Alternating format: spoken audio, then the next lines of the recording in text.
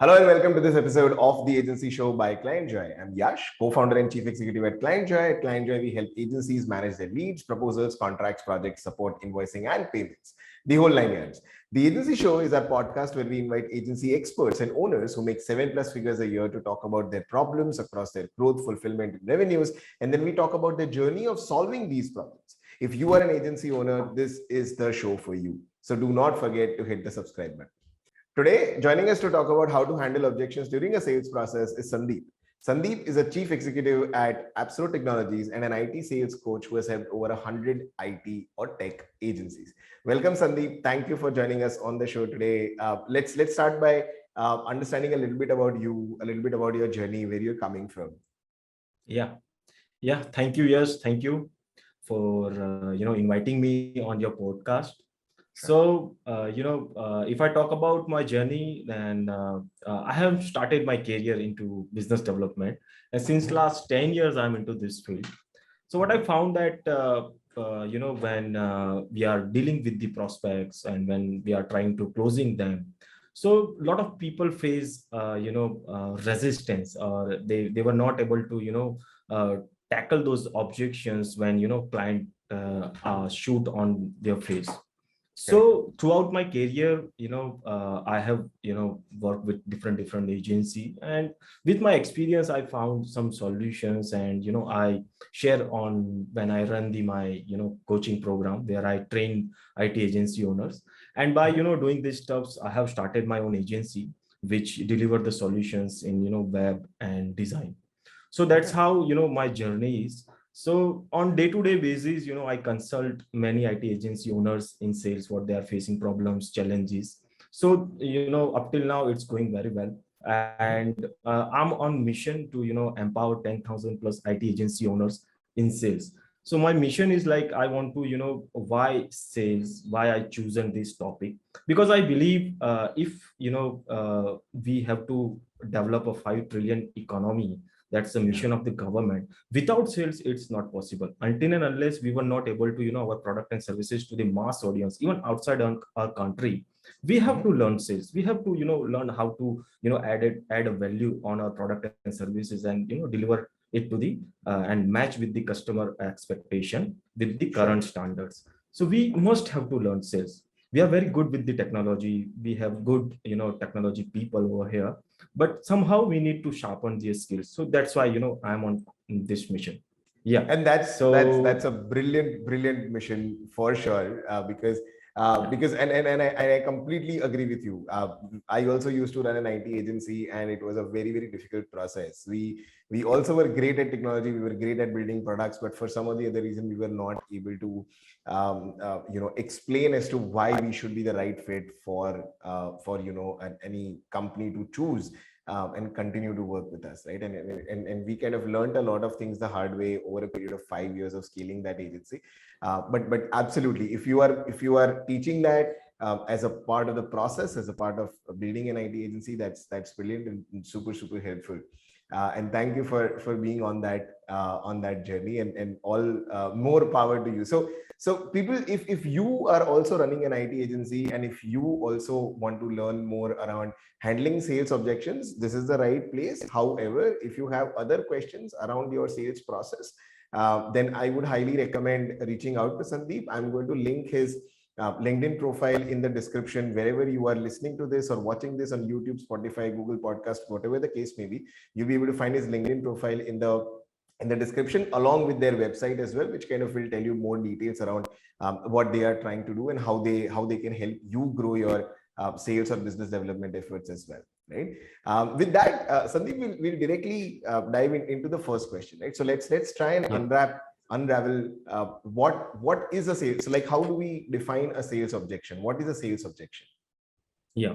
So, when you present your, if you are into service, client comes to you with the requirements, prepare a whole scope of a document, and then with, you send it with the estimation to the client. And then when you send it to the client, after reviewing your proposal, they come back with some sort of, queries, or they say like, okay, I will think, I will let you know. they will raise the questions like, okay, your budget is too much high.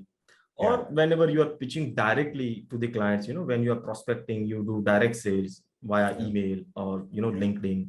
They will directly tell you like, okay, I have my own vendors, so I'm not looking for other vendors. Thank you for your Correct. time. Correct. So once they raise some sort of questions which stop your further process, where you cannot ask them for how we can move forward. So Mhm. at that time you stop. Okay, you think, okay, my deal is gone, client is not interested in me, a client don't like my product, a client not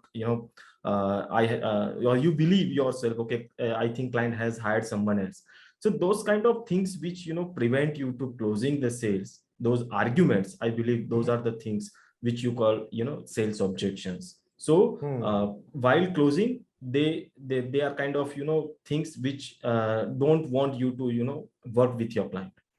Oh, all right. This clarifies one thing for me as well, right? So I always thought of sales objection that typically happens during the negotiation stage, or just right about the time when we are about to close a particular deal.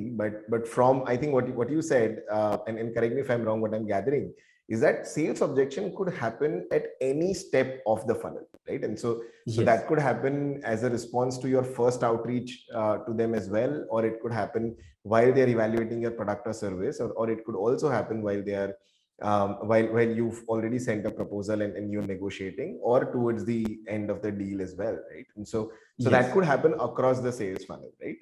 Is that a Yes. fair Yes. understanding? Yes, yes, yes. Because suppose if on the first stage of the funnel, when you are getting attention, when you're trying to Mhm. uh, push your message or your services in the market, and let me give you a simple example how happens. Suppose you are into digital marketing services, and now you are trying to meet a person who is doing traditional marketing. They are not into the digital marketing, and you won't help them. Okay, let's I can help you to deliver this your services with respect with using digital marketing solutions. And then prospect will, if they say to you, okay, no, no, no, no, no, I don't believe in digital marketing, we are good with what we are doing, we are with the traditional marketing. So Yeah. they directly opposing you. I'm not believing in digital marketing services, and Yeah. your whole business into the digital marketing, how you will convince them? Sure, sure. And so please tell me how. I mean, so how? Because this is super interesting. This happens all the time. People would be, so there are n number of objections that you could get from client standpoint, a potential prospect standpoint. So saying that we already have existing vendors, this is not a priority at this point of time. We don't think this is the right way to go for our organization. We don't think that you have enough experience in helping companies like us previously, and we are worried that you don't have a track record, you don't have a portfolio that's big enough, you don't we don't think that you'll be able to handle the size of our business, and stuff like that. So do you like have some sort of a structure, or some sort of a thought process, that let's say founder of an IT agency, or founder of any agency for that matter, could use Yeah. to kind of counter these objections? Yes, yes. So what I do in my training sessions as well, most of the time, what happen, the main resistance which the sales people got at the end of the funnel, once they share the proposal, or once they share Hmm. the estimation, because about that funnel there are a lot of other questions and all those stuffs, but I'm not talking on those parts. I'm talking on when the prospect has been entered at the last stage, where you have put your lot of money, time and energy to bring down him from stage 1 to last Correct. stage. So Correct. already you have made efforts, your whole team made has made their own efforts, and now that you have very less time. There will be either yes or there will be no. So Correct. there, I believe a lot of people lose business on that Correct. stage. Yeah. So what you can do when you are on that stage, okay, so most of common objection which you will face on daily basis, those who are handling sales, they know your prospect will say, I will let you know, or I have my partner, I will discuss with him and I will let you know. Correct. Correct. This is the first common objection which Yeah. people face on day-to-day life. Then Correct. second objection is very common. I don't have budget. Yeah. That's the second objection which usually people face. And if you are targeting B2B customers, then they will say like, okay, I have my own vendors, and I'm not looking for to switch another vendors. Thank you for time. Correct. So these are the common things which usually salespeople have to encounter with these objections. So the common salespeople, what they do, they surrender. Okay, fine. They don't move forward. Correct. They think, okay, this deal is gone, client is not interested, fine, but they don't try to find out why client is not interested. Because what I believe, sometimes client lies. They don't want to say to you, okay, okay boss, I don't have budget.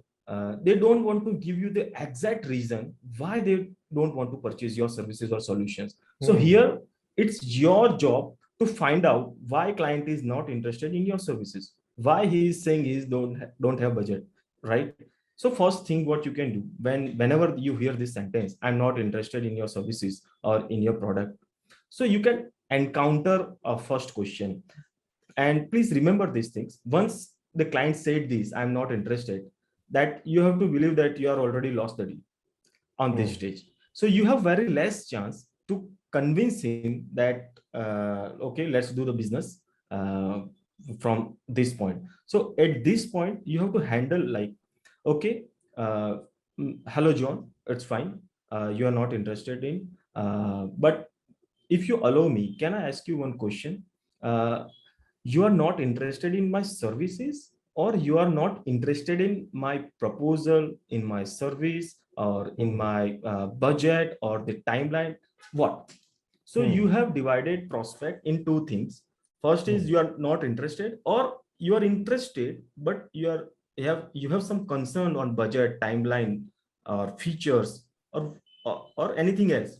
So what will happen if the person is not interested? He will directly say to you, okay, I don't want to work with you. But he want to work with you, but if he has some concern on budget or the timeline or the features, he will say to you, okay boss, I have problem in timeline. I want to develop this solution in within 3 months, and you have given me timeline of 5 months, so that's not match with my requirement. So here you have second chance where you can talk with senior people how we can reduce the timeline. You can talk with whole team members. So that's the second chance which you got. And if you satisfy with that requirement from the client, you can close the deals. Otherwise, you have already lost the deal. So that's the number one technique which I usually share on my sessions and everywhere. Then second questions, I don't have budget. So what you will do when clients say I don't have budget? You will say, please increase the budget. Correct. You cannot increase the budget. You cannot, yeah. Right? Cannot. Even how you will identify, sometimes people have the budget, but they say to you, okay, I don't have budget. So how you will understand whether seriously he's not having the budget or he's lying. So at that time, what you need to do, you have to ask, or you have to divide a prospect in the two direction. I call it value versus price. So you have to ask one more question to prospect. Okay, I understand.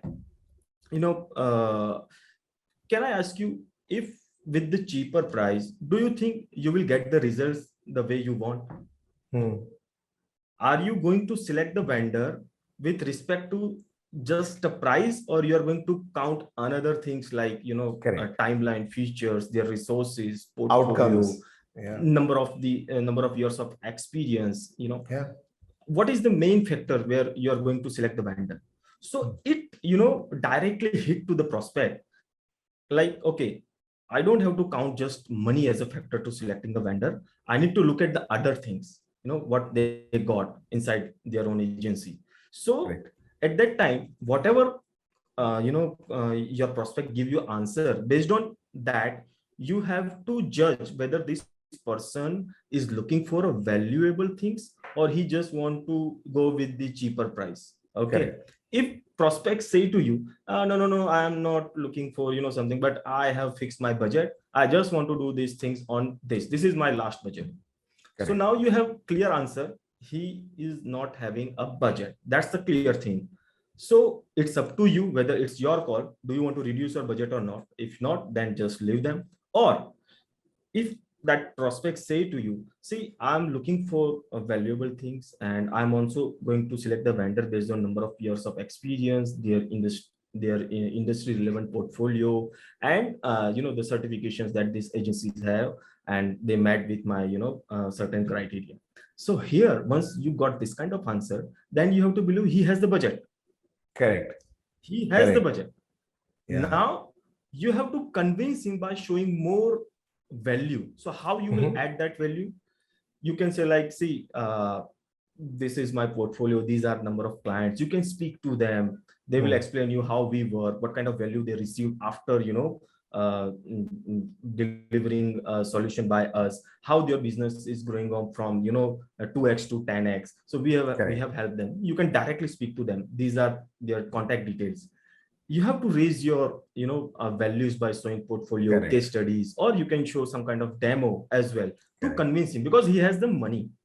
So you have to invest some sort of time or the money to convince him, because that prospect has money. Even they don't want to show you on the front face, I don't have money. So that's the technique which I share usually to encounter these sales objections. So fair, yeah. And so correct me if I'm wrong, but one of the things that I'm basically noticing on kind of identifying as a pattern over here is that once you receive an objection, it's about one or two more questions to ask them, right? And just to kind of make sure that objection is in fact exactly the case, right? Because sometimes it may not be the case, and so some clients may not be confrontational and they don't want to say the right thing to your face, and so they may just give you an answer that will get you off their back, that will stop you from following up with them and stuff like that. And so handling objections is not necessarily just looking to close the deal with the client who's objecting or prospect who's objecting, but handling objection is basically just asking one or two more questions and then kind of giving it your last kind of throwing your last punch, throwing your last hat in the ring, and kind of seeing if there is still some probability where you could either build trust by sharing testimonials, case studies, references to existing clients, or you could speak to your top management and figure out if there's a workaround on the timeline, budget, cost estimates, everything that's been submitted, or is there any other way where this deal could still go through, right? And so so that way we could reduce leakage that can happen in your sales funnel, right? So fair, and so I had a very specific question as well, right? And so one of the things that happens often is that most of the objections or typically it's not necessarily an objection, but it could also be turning cold of a lead, but most of that happens after the proposal has been submitted and the negotiation phase is about to begin or it has just begun, right?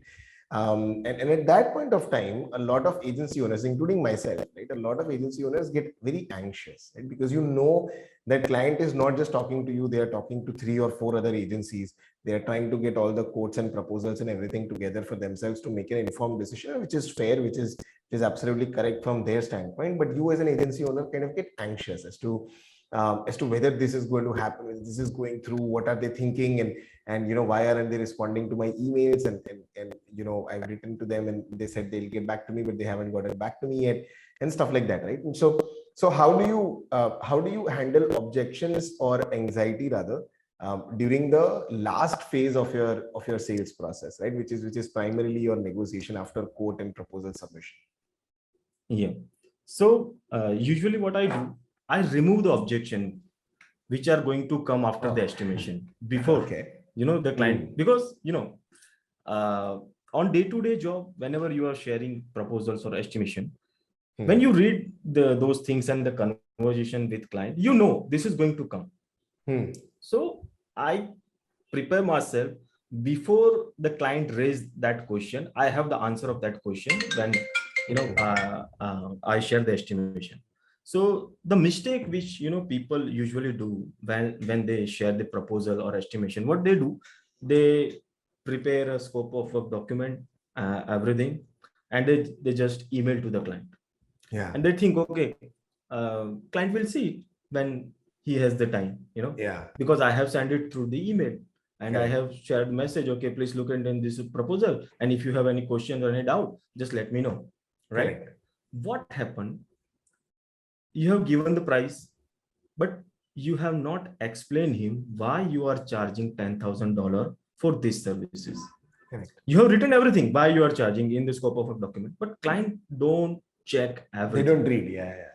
They don't read. You have to explain him, and I have given the timeline of 4 months, but why I am taking timeline of 4 months? Because I have selected this number of resources. I have these things. That's why it will take 4 months, right? So you do these mistakes, and you expect, okay, client will revert back to you, or client will say, okay, I don't have, I'm not having that much budget, or I'm not interested. Client will not come back to you and say to you like this, okay, Correct. then you will go into the n number of follow-up chain. Correct. So it's better handle the objection before sending the proposal. What you can do, you say to client, okay, the proposal is ready, and let me know once you have the time. I will explain to you within 15 minutes, and I will send it back to you.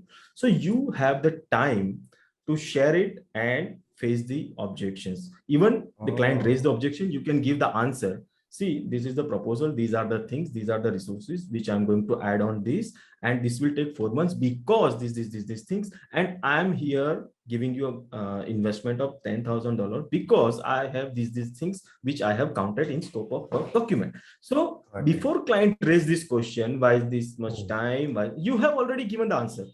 Correct. Correct. Right? Oh yeah. So this way you can remove the objection. If there any other things comes apart, you can directly answer it. But that's the thing. No, but I actually love this idea, right? So this is brilliant, right? Because we ourselves used to do this, and we did that even during towards the end of our IT agency before we started Clientjoy as well, where we would just send. I mean, client said that these are our requirements. We'll prepare an Excel sheet. We'll make sure that everything is in place, and then just send out the proposal to them. And then that was primarily it, and we hoped that the client cares about their project, and so they will read through the whole proposal, which is an 18-page document. And one of the things that we'd also kind of started realizing towards the end was that client typically opens the proposal, directly goes to the pricing, looks at the investment or cost or whatever you have written, and then looks at the amount of time that you are asking for, and then goes to his own Excel sheet, and then just makes an entry. Right, so they say IT agency 1, $10,000 4 months, IT agency 2, $12,000 3 months, and so on and so forth, right?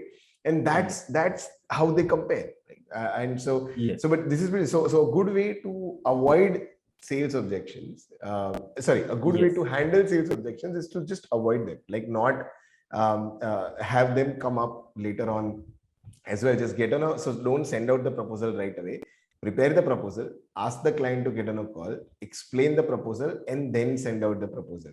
By the way, if you're sending out the proposal, do consider sending it out via Clientjoy. If you send it out via Clientjoy, you will be able to know when the client views your proposal, goes through it, and they could also accept it online, right? So that was my plug during the podcast as well, which is a mandatory plug. If I don't do it, the growth team that we have over here will kill me for that. But so do consider checking out Clientjoy. You can send out unlimited proposals for free using the product as well.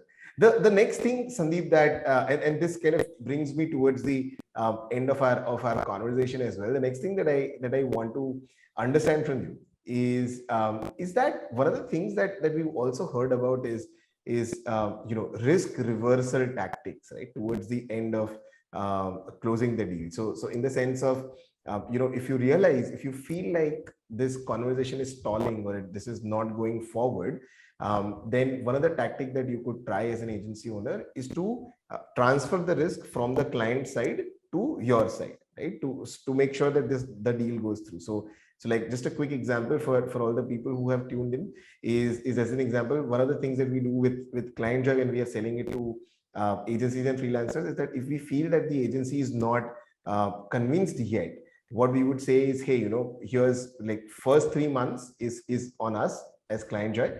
If you don't get the results, then we'll refund all of your money, right? So and then there's a no questions asked policy. So you use it completely free for essentially you're using it with that peace of mind. Okay, if you don't get value out of the product, you get the money back. In terms of services also, I've heard of some people talk about this risk reversal tactics, right? So if the client is stalling the conversation or stalling the negotiation because they are worried that what if this does not work out, after building all the trust, after doing all of that, then they could deploy this. Could you talk a little more about this? Yeah, because yes, selling a product and selling a service, there is a huge difference. Because see, if I take an example of Clientjoy, this is a product, SaaS-based product, right? Yeah. If you want to show the client, okay, this kind of results you will get, you can give them, okay, just use Clientjoy for 3 months, and if you didn't get the results, we will refund them. You get the money back. So client can feel it. Correct. Client can use it, right? Because this is the product. And so there is a high chance of converting leads, okay, because client can use it. Now, if I talk about the service, so it's like after 3 months, client will get results once we deliver the service, okay. Before that, we are talking right now, okay, we have to design these solutions and you will get this results. But after paying me some amount of money, then after 3 months when he start using it, then he will understand, okay, what results I'm getting. So closing a lead for services, it's very hard. And you have to convince him, because we are charging this much, and after 3 months you will get these things on your board. So to convince them, what you can do, either you don't have to prepare a whole solutions if client is worried too much and there is a big ticket size. So you can prepare a demo, proof of concept, right? Just show it to them. You can select any, if the product is 100%, just take a 5% or 10%, and you can either show wireframes or layouts, how it is going to look like. So you have to invest some money, right, on the prospect. Then he will feel like comfortable, okay, it is going to be look like this. So he can taste your your thought process, how you guys are working. On that 10-15 days, he will feel comfortable with you or not. So he will that idea, because throughout the whole process, he's not going to get results with you working on these 3 months. Once you deliver the things, then he will start getting the results. So that's the big difference while selling a product or selling a service. Yeah, no, this makes total sense, right? So you could basically say, hey, give us about a week's time. Or you could do a very small pilot as well, right? Where you just cover your costs, right? So you could say, hey, the whole project's going to be like $30,000, but give me $1,000 for a week, and I deliver this for you. And then if it doesn't work out, I keep the $1,000 because I've invested my time. If it works out, then that $1,000 goes against the total billing. And we'll kind of give that to you as a credit as well. And so I think that makes a lot of sense, right? In terms of how can you responsibly transfer risk from the client side to the agency side, only and only if you've not been able to establish enough trust, right? By cases and stuff like that. Right? And so so you could definitely try that. And so I have to say, unfortunately, this brings us towards the end of our conversation today, Sandeep. And I say it is unfortunate because I would love for this conversation to continue. And I want to, we will be inviting you again for the podcast as well on another topic. We've got like 3-4 different things in sales to talk to you about, and we will be doing those sessions as well. And thank you for taking your time. And before we say goodbye, again, all of the people, wherever you're listening to this, wherever you're watching this, you'll be able to find Sandeep's LinkedIn profile and Appsrow's website in the description over here. And so if you want to know more around how you can do better in sales and business development and growing your agency, do reach out to him, do check out the website, do join his training program. It is super, super helpful. I've not been a part of the training program, but I've been a part of one of the events that Sandeep did. I'm lucky to be in the same city as him, and so I was one of the speakers at that event, and that was a brilliant event. More than 200 IT agencies attended that event, and it was just fantastic, right? And so I can personally vouch for that as well. And so thank you, Sandeep, again for joining us on this podcast. All of you guys, I hope you found a lot of value in this conversation. For all the conversation that we've had, we'll be transcribing that as a blog, and we'll be releasing that as well. Thank you for joining in. Until next time. Yeah. Bye-bye. Yeah. Thank you. Thanks. Yes. Thanks for inviting. Bye-bye. Yeah.